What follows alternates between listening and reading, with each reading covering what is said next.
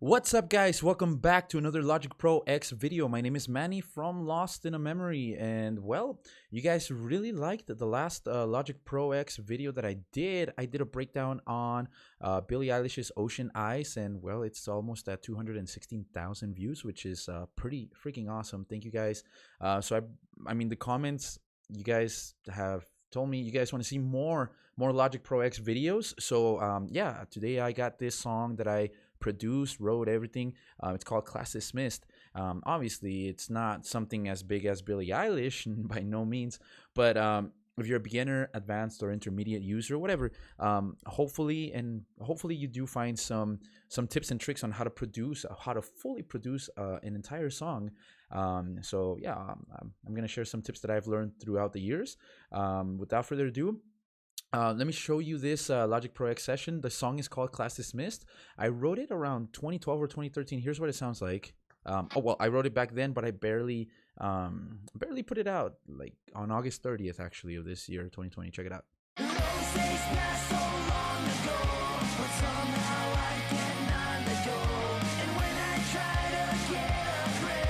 So obviously I'm not going to play the whole song right here. If you want to check out the video, you're more than welcome to do so. It's called Class Dismissed by me, Lost in a Memory. That's my artist name. It's a pop punk song, more like a pop punk style of song. And yeah, so it's very guitar driven. It's got a lot of vocal tracks. So let's get right into it. So what I'm going to do first is I'm going to kind of run you through the session right here so you can get an idea of just a general idea of what I did, and then we're gonna go in depth into pretty much everything, into the guitars, the bass, the drums, and the vocals, of course. I think we'll hit vocals first, since it's something more universal that whether you're trying to do pop punk or whatever style of music, we could definitely yeah, I can definitely share a couple of tips right here. So what I'm highlighting right here, these are vocal tracks. There's actually so many vocals in this song, and within each of the tracks, of course, we got a ton of takes. So again, I wrote this song years ago and barely I pulled it out of my hard drive and produced it over the summer. Here below we got my guitar tracks. There's plenty of them, not too many. One bass track right here. We got drums right here, but it's a multi-output instrument, so there's actually the drums are here, the MIDI is right here, but it's routing snare, toms, everything into its own track, so I could mix it better. And down here we got things like a tambourine and just a few synthesized sounds. Just yeah, it's not a lot of synths, which if you listen to my music is very synth driven. So excuse me, this song is the complete opposite. So without further ado, let's take a look at the session. So let me play the intro and the verses. The intro to the first verse.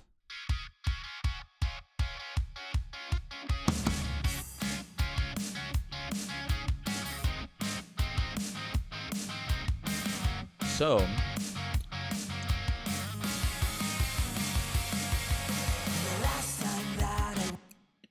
I spilled a little bit of beer. So first up, this song starts with a couple of guitars. I don't use a lot of at the time when I made this song this summer, I wasn't using a lot of third-party plugins, so you don't have to worry about any a lot of third-party plugins, except for this one. This is called STL Tone Hub. It's a relatively new plugin, and this is how I get my guitar sounds lately. So this plugin is pretty awesome because it sounds, and when you're playing guitar, it feels like you're playing from an actual amp, and it's very versatile. It's mostly based on presets by artists. So right here I started off with the Lee Malia preset. Lee Malia is the guitarist for Bring Me the Horizon, and then I modified it. I always double my guitars. So on the left right here, well, on the right, if you're listening with hopefully you're listening with headphones. If not, hopefully you're listening on a stereo output. Hopefully not from a little phone speaker, but whatever. You can hear on the right side, this guitar comes in, and then the next one comes in. There's a really cool tip right here that I can give you guys. So this is automation right here. I actually automated the what did I automate? The channel EQ. So if you see right here, this is a low what is it? Is it a low cut? Is it a low pass? Whatever this thing, whatever. I get those confused. The low pass. I think it's a high pass. But check it out. You feel free to correct me in the comments below if I say anything inaccurate. So I automated this to kind of ease you into the song, into the intro. And one thing you'll notice is that all my tracks, for example, guitar tracks, if you look over here, down here where my mouse is, I actually don't output straight to the stereo output. So I output to buses. So for example, this bus right here, well, I called it Eclipse Guitars because it's based on a preset that I made for my song Eclipse way back in the day, but I've modified it since then. So all of my guitars, for example, if I play the chorus, the heavy guitars go to this bus right here. And it's just a limiter and a little boost right here around the low end.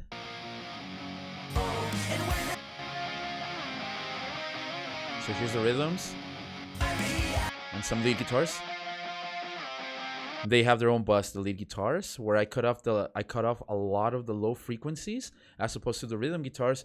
One thing about mixing is that everything has to stay everything has its own place in the spectrum. So bass has the low end and the kick drum. My rhythm guitars have sort of like in the mid-low end, and my lead guitars are more shimmery, but I cut off a lot of the highs because, well, they can get a little bit annoying in the mix, the highs.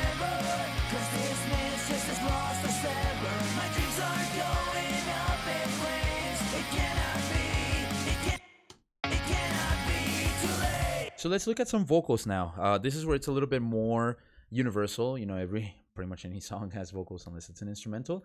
The way I record my vocals, this song, it's I always double my vocals.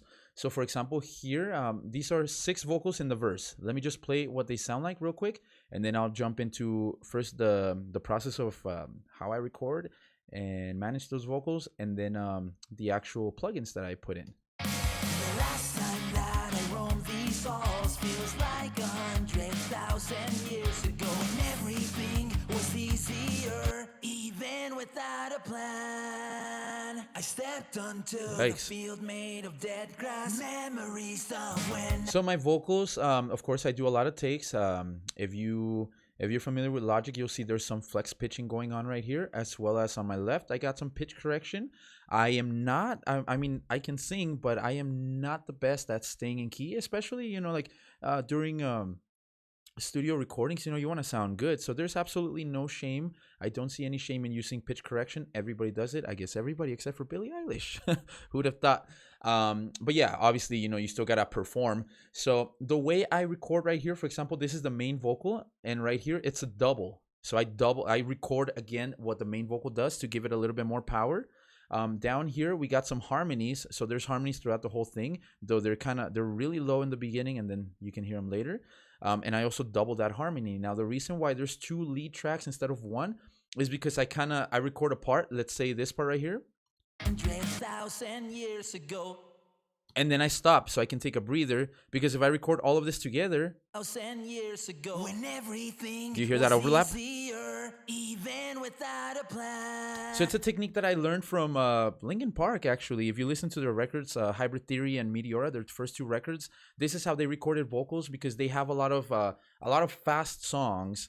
A lot of fast, I guess, fast-paced vocals, where if you try to record it all at once, the singer's gonna run out of breath between words, between phrases. So this helps me pretty much link that and not sound out of breath. For example, when I sing this, everything was easier. if I had sang that after this, 1,000 years ago, when everything, you would have heard like 1,000 years ago, when like a breath, you know. So yeah, so that's why I record like that. But my double, I record it all straight. 100,000 years ago, when everything was. And it sounds kind of bad. It sounds kind of goofy. I know that's because I pitch correct a lot, like on the doubles, not on the main ones, because I don't want that auto tune effect where it sounds like T-Pain. And it's not the actual auto tune; it's the built-in plugin for Logic, the pitch correction. So if you have Logic, you have that too. On the doubles, which are more in the background, if you see right here, the volume is a bit low. That I pitch correct very highly, very aggressive, because it's in the background. It's there just to offer depth. Was easier, you hear that? Even without a plan. Now, as far as my plugins, whenever I do vocals, I run a de-esser. whenever it's in the name de-esser. Maybe right now in your speakers, whenever I say the S, like whenever you hear an S sound, it's very prominent. So the de-esser does exactly what the name suggests, and it removes that sound. Last time that I roamed these halls, Do you hear that? These halls. So without it would sound like. these halls feel. I guess it's not that aggressive in this song, but yeah, I obviously run them through a compressor because there's a lot of dynamics. If you see, for example, right here, this part is really loud. Even without a plan. That plan, that's very, it's very low, the volume compared to this. So a compressor helps pretty much squash that and give you a more even volume. I run a noise gate because sometimes you can hear noise in the background. If I take this off, 1,000 years ago. you can hear that room noise. You can hear me, my mouth noise is like, which is gross, or me breathing as I'm waiting to sing the next line. Obviously, in the mix, you wouldn't be able to hear that, but I like to cut off those sounds, so that's what the noise gate does. I run it before the compressor, of course. My reverb, now, I don't do this anymore. So when I did this in the summer, where each of my tracks had their own reverb. Now I actually I put the reverb. For example, I had it here. I don't know why it's muted.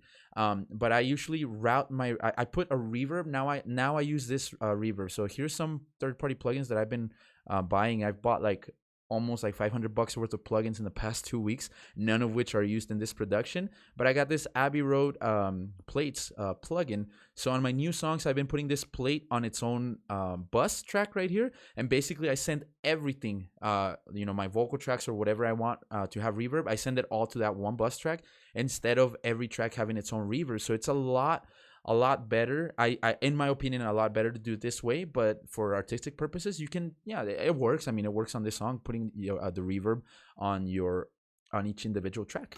Even without a plan. But I wouldn't do that anymore. I stepped onto the field made. I put my channel EQ. Usually, I see a lot of people put it like way above here. So keep in mind a chain. It's exactly what it sounds like. So the first plugin that you see on the top affects the next one down, and so on and so forth. It's in order. I put my channel EQ down here to cut off my low end. Otherwise, it sounds like this. The last time that Do you hear that rumble? These halls feels like 100,000 Now it's gone. years ago. Now it does. I do cut off the high frequencies too, which can make the song sound muddy. But for the sound that I was going for this song, I wanted to cut off those high frequencies. And at the end, we have a limiter just in case I go crazy and peak, which none of these are peaking, so we're good. Let's go to the chorus.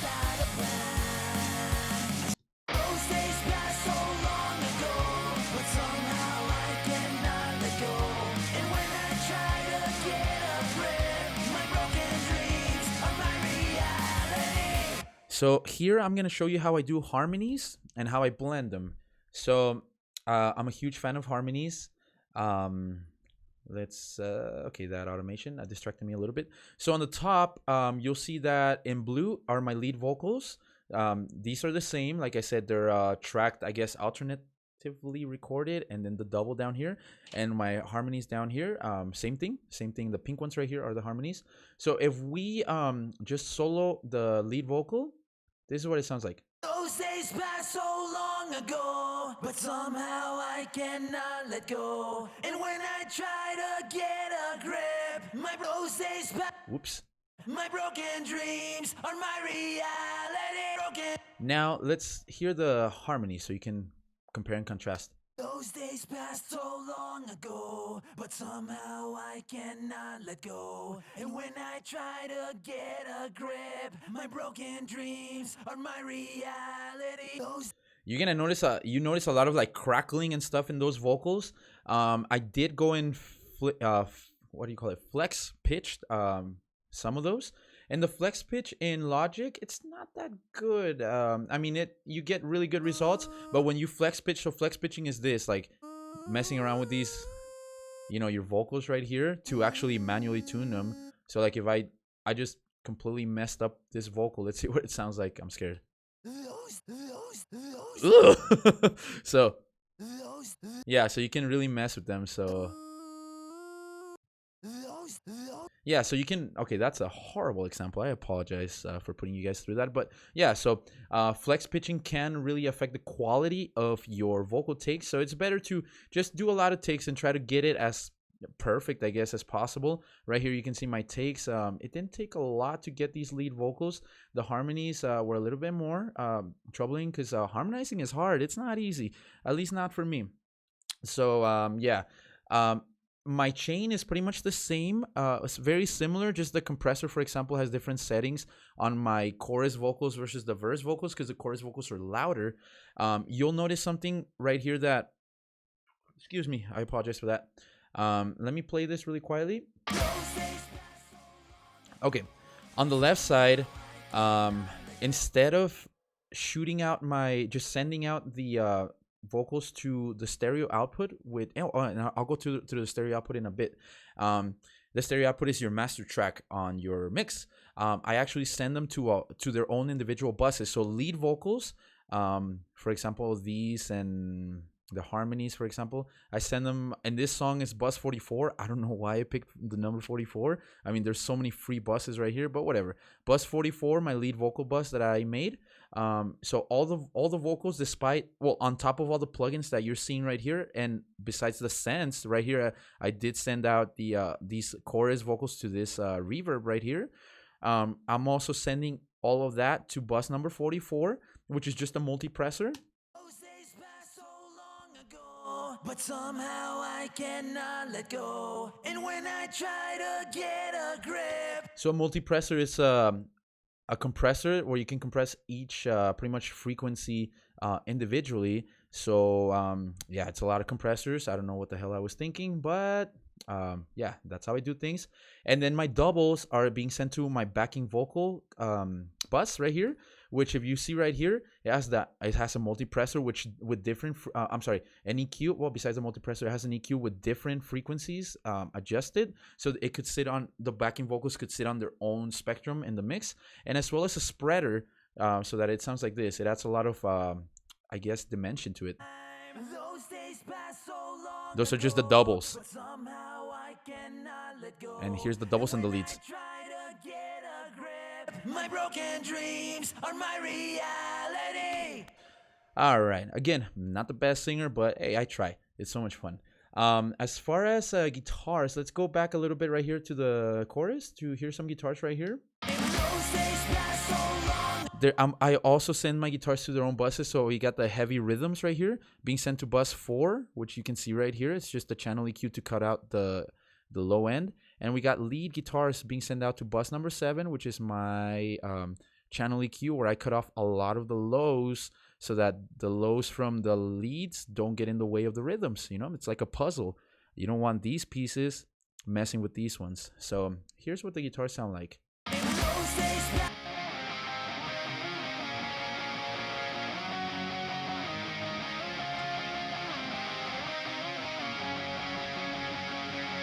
So just like vocals, I do takes. You know, sometimes I'm a perfectionist when it comes to my rhythm section. The leads, I guess the leads too. What can I tell you about leads? The guitars. Okay, well, yeah, like I showed earlier, I used the STL Tone Hub app, or plugin, I should say, not app. I run that through a channel EQ to cut down the lows here, and of course a compressor. I think this one's, yeah, the attack is very low. So what that does for me is it makes the impact of that first note, the transient, very, I guess, impactful. Puns. So that way, when the chorus comes in, it punches you in the face. So it takes the compressor like 200 milliseconds. I think I saw 200. Let me just make sure to hit that. Yeah, so 200 to attack, literally to attack the signal. So it gets really loud and then it squashes it. All right. So then bass, as far as bass, I use an Ibanez bass. I can't read what kind of bass I use. It's way over there, but just take my word for it. Again, I'm running it through STL Tone Hub. I'm not running it through any additional packs that I've bought. I'm running it through the core pack. And I got that deep, boomy bass sound, but at the same time, it has a lot of highs, as punk rock tends to have.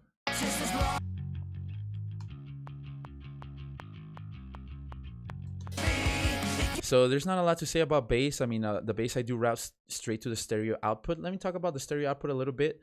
You'll see right here, it's called Took It For Granted output. It's an output that a preset that I created for my song Took It For Granted, but I modified it for this song very heavily.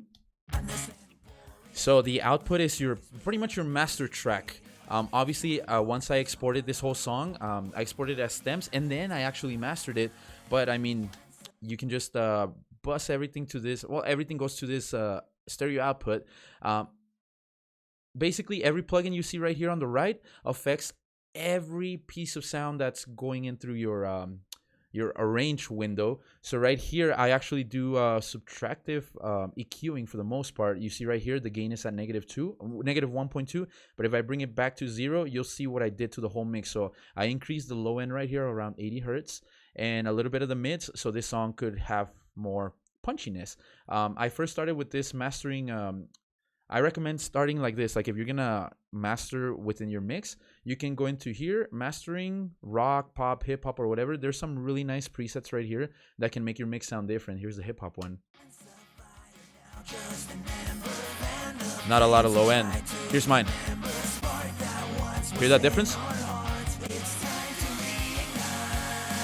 Hip hop. Mine. The song doesn't have a lot of high end too. It's more punchy. I did that on purpose, so I just wanted a punchy sound. Gosh, check this out. A single crash cymbal, because apparently the drums I was using didn't have a crash cymbal, and I really wanted one, so I got one off of an app called Splice. I'll go in the drums in a bit. Let me show you real quick the solo and the clean part in the middle of the song. If you like nice guitar solos, clean guitars, this is the section for you, and then we'll go into drums. So the bridge of the song sounds like this.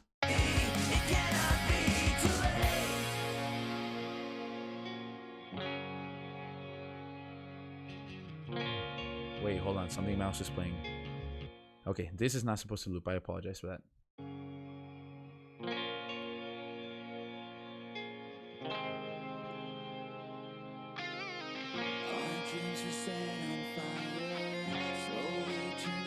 So we got a clean guitar, 2 guitars doing the solo,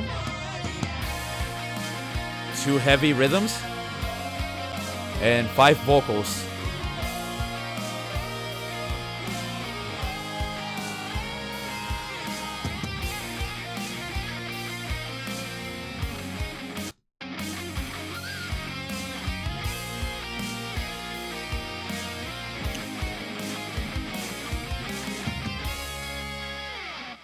And it goes back to that intro riff. All right, so let me break down these clean guitars right here. So there's 1, 2, 3, 4, 5 guitars involved in this and 5 vocals. So perfect. So first we got these shimmery guitars.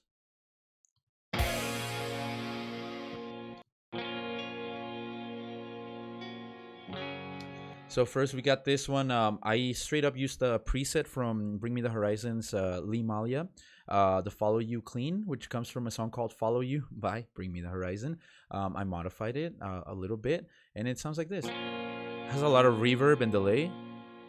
Wait, I don't know about delay. Yeah, it does have delay right here. And texture guitar, question mark?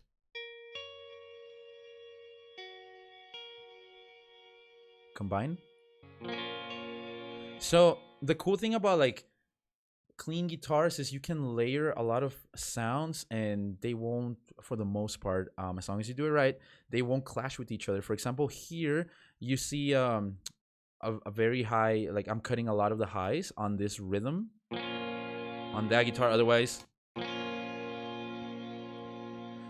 it would be stepping into the frequency of this texture guitar, which is doing the highs. So then we got these lead guitars right here. I had an acoustic guitar originally here, but I muted it. I didn't like it. So we got this. Whenever I do solos, I like a lot of gain. See, the gain's all the way to the max. I love delay and reverb on my solos.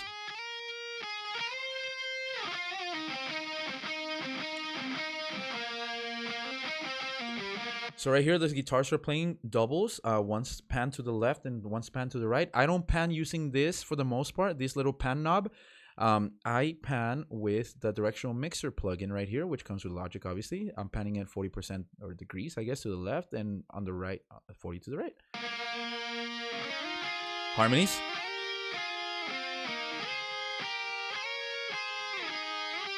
Now they're doubling.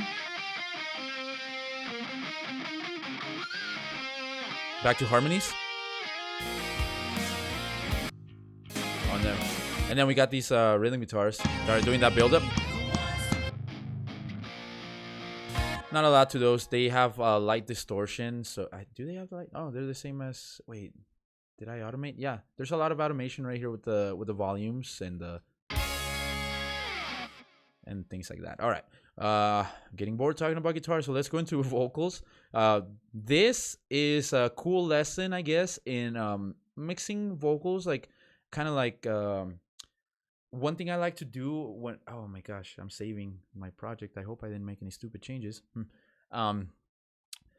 One thing that I like is using the the human voice, I guess, as an instrument. So there's this part right here. It's two vocals, they're doubling. Will we finally be the ones to put it out? So here we have heavily affected vocals. Obviously, I'm cutting off the lows again. The lows belong to the bass and the drums in this mix. A lot of reverb. I got this Drummer 57. Is that what it's called? Yeah, Drummer 57. This plugin is absolutely magical. It's a game changer. I actually use this on the mastering. I'll show you the mastering for Class Dismissed as well. I use this plugin to master this song, and it's I just can't describe it. I don't even know what it does, but it's great. It's like a compressor or something. Here's some harmonies. The ones to put it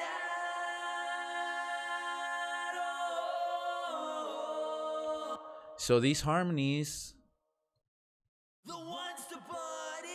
they're panned left and right, I think. Oh my gosh, I forgot to pan this one. Wait, they're low, they're low. Hold on.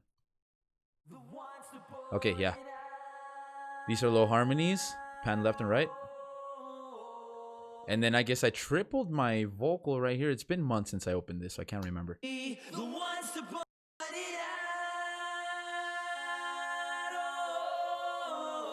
Yeah. So I pan them left and right to give it more ambience. And I am not looking forward to singing this song live just because of that part, because the guitar in the background is doing a crazy solo, and to be able to be doing these high vocals that are very, the rhythm is different than the solo. Doing that live, I don't know how I'm going to do it, but whatever. This part.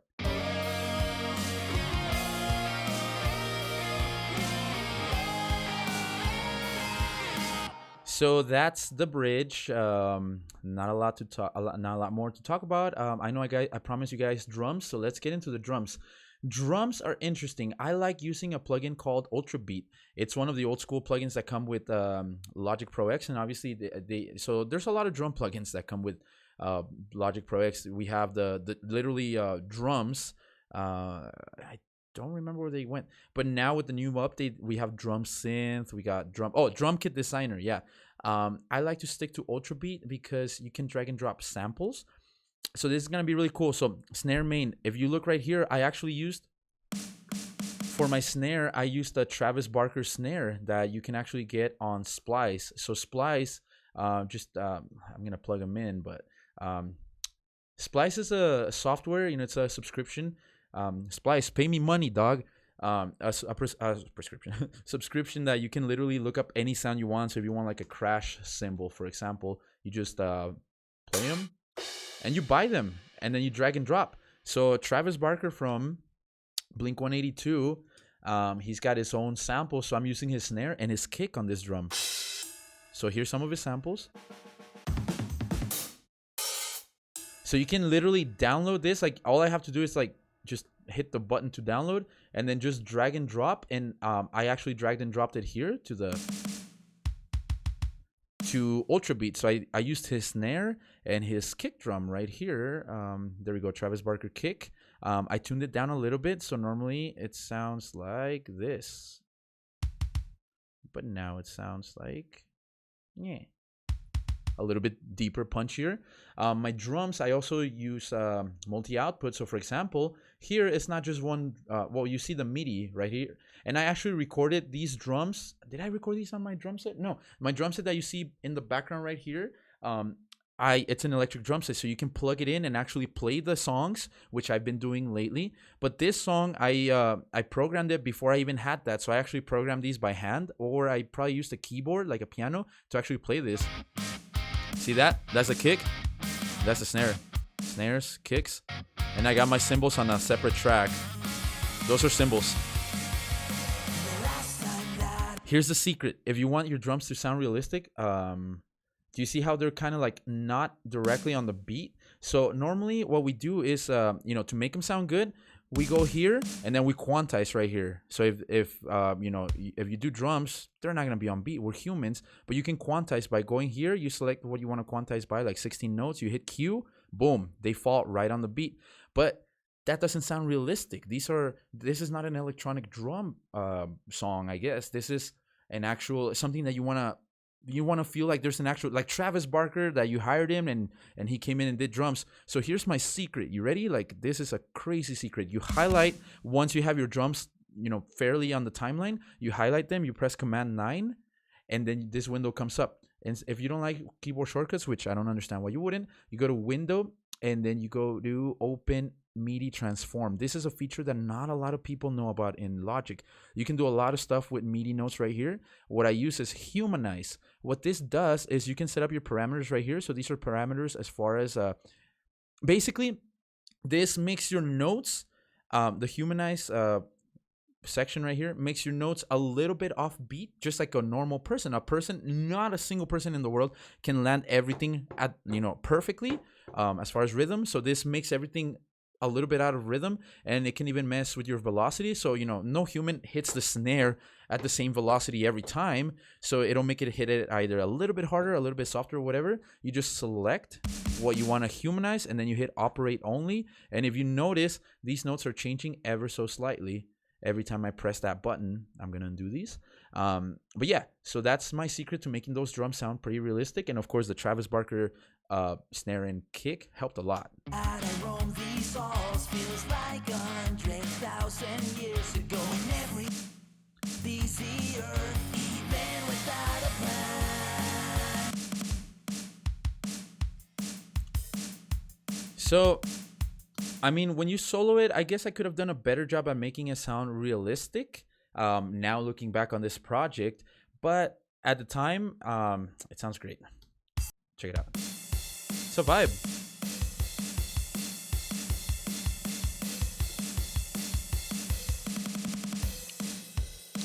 In Ultra Beat, if you notice right here, I'm routing my snare to this track, appropriately titled snare. Where's the kick? I don't think I have the kick on the arrange window. We might find it hidden here. Let's find the kick.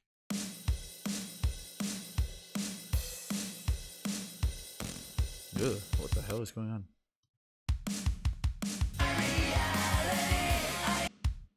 Okay, so let's bring this over. Create new VCA. I think that should do it. Let me bring it over to the range window.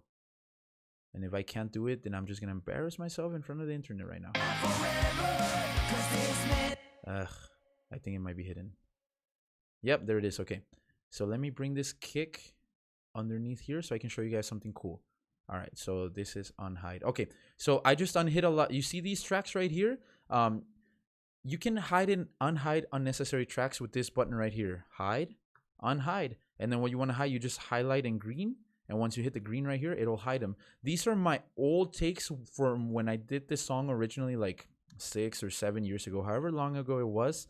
My old vocals and all that, I am not going to play those because they are cringy as hell. But I got them hidden. I wanted to keep them just, you know, for, I guess, sentimental value. What I wanted to show you as far as drums is that, so you can do basically, if you have just a single drum track right here, with a drummer, a drum designer, or drum synth, whatever, you can, just like any instrument, just like any piano, you can, EQ it right here, add plugins or whatever. Excuse me. But if you do a multi output, you get more control, which is what I did right here with Ultra Beat. What I did right here, for example, see here, main snare right here, I send it to sub 3, which is groups 5 and the group 3, which includes 5 and 6. So that only encompasses the snare. I know it's a little bit tough to maybe grasp if you're a beginner. I can definitely do a tutorial on this, but I just don't want to spend too much time on it for those more advanced people. Oh, another hidden thing that I did with this is, like, whenever you do snare hits or whatever, or any hit, it's gonna sound the same because it's a sample, right? All the snares are gonna sound like that, maybe just a little bit quieter. So I went to this voice volume and I adjusted this blue slider as -7 and 5.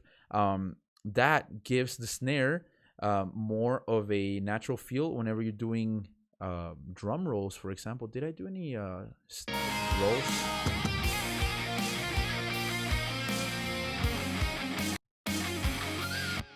I know I did somewhere.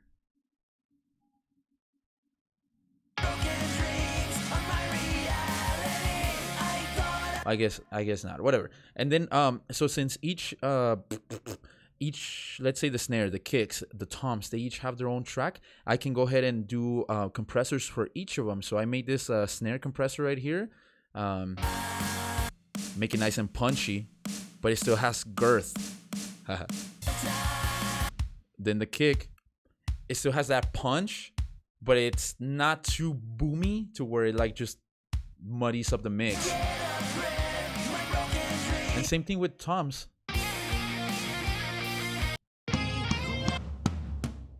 Those toms are loud, actually. I just noticed they're peaking if you look right here at my output. But I used an adaptive limiter, which I have muted right now because I exported stems.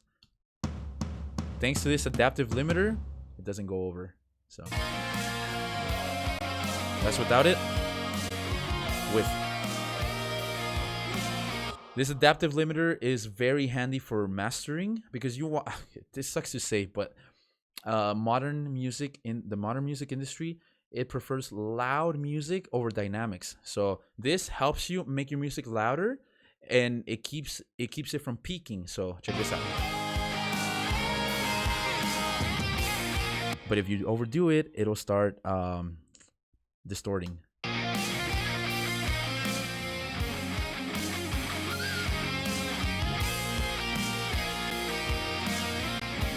So for now, we'll turn that off because this is not the mastering process. I'll show you that in a bit. I wasn't going to do it, but I'll show you how I master. And if you're sort of an advanced user and you master, probably chances are that you just send out, you bounce. Bouncing means, exporting.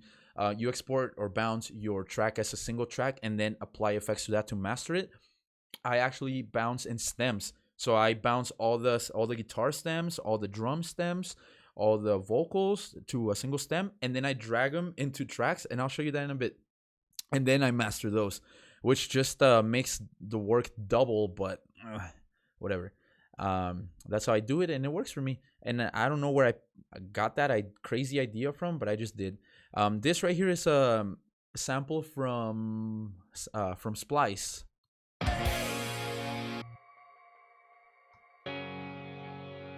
So I wanted something to add atmosphere, and of course I could always go into the keyboards in Logic.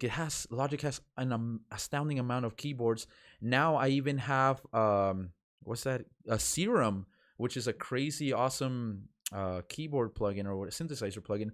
But I had no time for that. I was like, I just need a texture. So I literally looked up like dreamy water textures on Splice, and I got this one. The key of it is in B flat. This song is in C sharp major. But the cool thing about these samples is that when you drag it in, it'll automatically pitch to your key. And I proved it by dragging a tuner right here, because I'm very skeptical, especially now that I barely started using samples.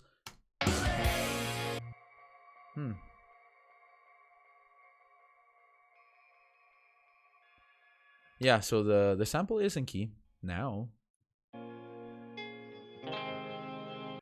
It's very quiet. And there are some strings here.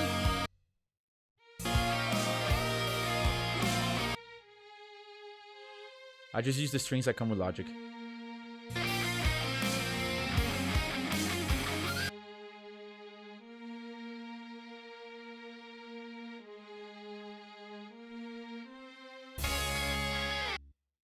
So those are just there at the end just to add texture. You probably can't hear them in the final mix, but they're there. They definitely add a subtle amount of, I guess, ambiance or oomph, as as some people would say. Here's the ending, and then we'll go into the mastering part.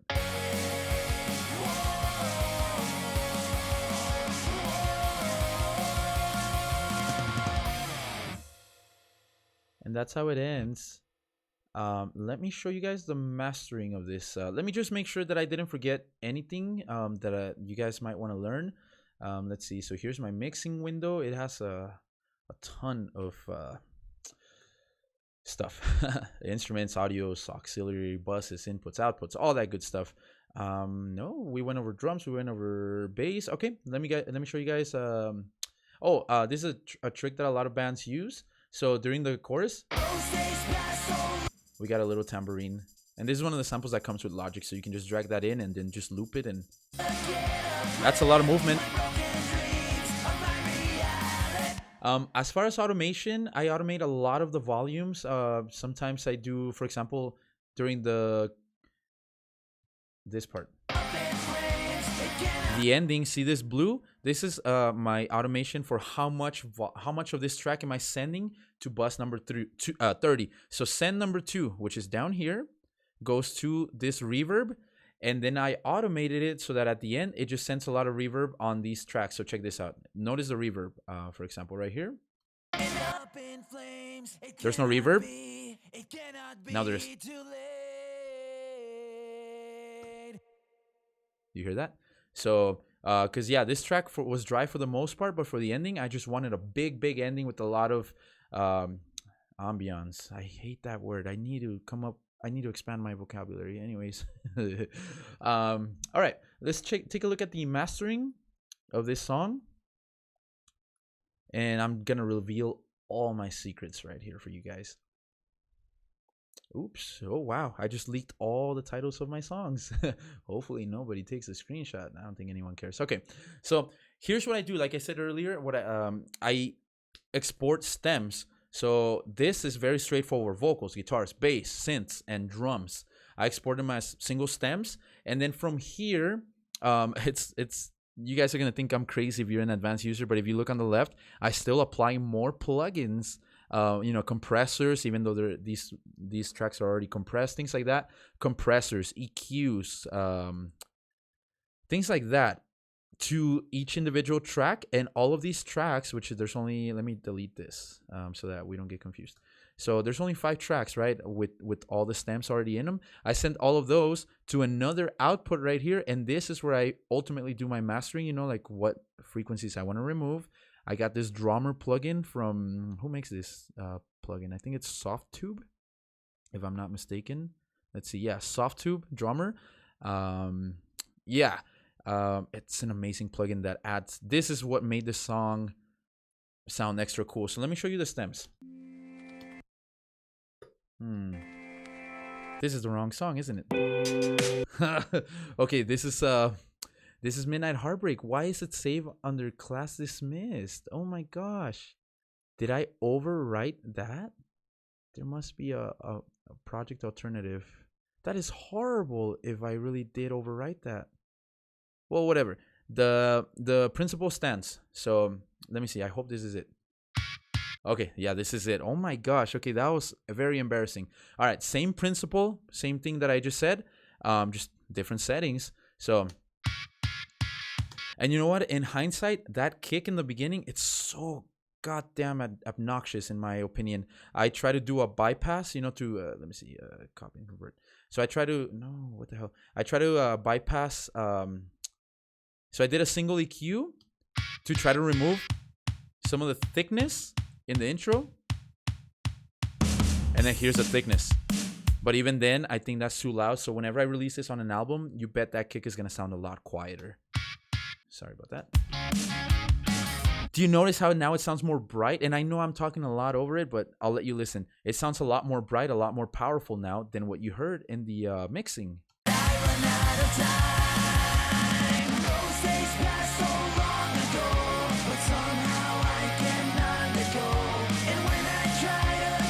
That's because I'm adding the drummer. First of all, it adds punch. So let's hear it without and with. So this is without. Let's go to the chorus right here. Without. With.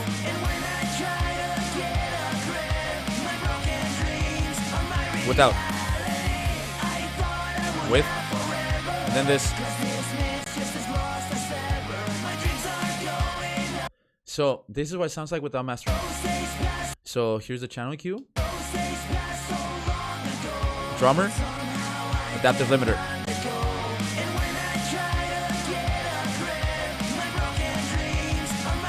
So that's the secret sauce to my to making a pop punk song sound cool. You can apply this to pretty much any genre. The adaptive limiter, I kind of went over it briefly a while ago. Yeah, like I said, this makes your song sound loud, but it squishes the dynamics so it can be nice and loud and radio ready. Not that it's gonna be on the radio. And yeah, other than that, we got boring multipressors over here, further compressing these tracks, individual frequencies. We got channel EQs, for example, right here on the guitar. Without this EQ, there's a lot of low end that belongs to the bass and a lot of high end that belongs to the hi-hats and my vocals. Let's cut them out. And as far as vocals, Those days passed so long ago, but somehow I cannot let go. I cut a lot of the low frequencies because they have a lot of like, whoa, frequencies again that to me I wanted to keep for the bass. See how punchy that sounds? They blend.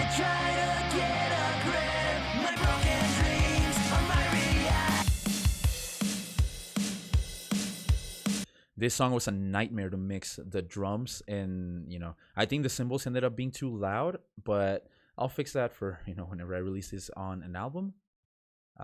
Give me a second right here. Let me resize this window because part of it is off screen. There we go.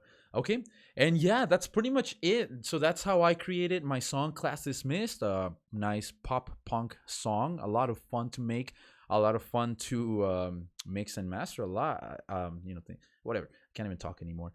Here's a music video if you guys want to check it out. It has a lot of energy. The music video kind of it's more comedic. So here's me and my friends. The song's about high school, so we're ditching class. This is my old high school where I filmed the music video. This is you may recognize this guy from my music video for Took It For Granted. So if you guys want to check out the song, please do so. The link is going to be down in the description down below. If you're here to learn more Logic Pro X techniques, I'm going to be doing a lot more of these videos. And I do read every comment, even though the other video has like thousands of comments or hundreds of comments. I do read each and every one of the comments, and I do... yeah, whatever questions you may have, whatever you want to know, I'll make I'll make videos about it. This setup turns out it's pretty easy. It just took me like 5 minutes to set it up, and yeah, and ready to go. So yeah, I'll be doing this for more of my songs too. So hopefully you learned a thing or two or got some perspective on how different producers work their magic. So thank you guys so very much for checking out my video, my breakdown for Class Dismissed. Once again, my name is Manny from Lost in a Memory. You can check out my music videos, my music in this same channel. My artist name is Lost in a Memory. Thank you once again, and I hope you have yourself a great evening or afternoon or whatever it is, wherever you're at right now. Thank you so much. Bye-bye.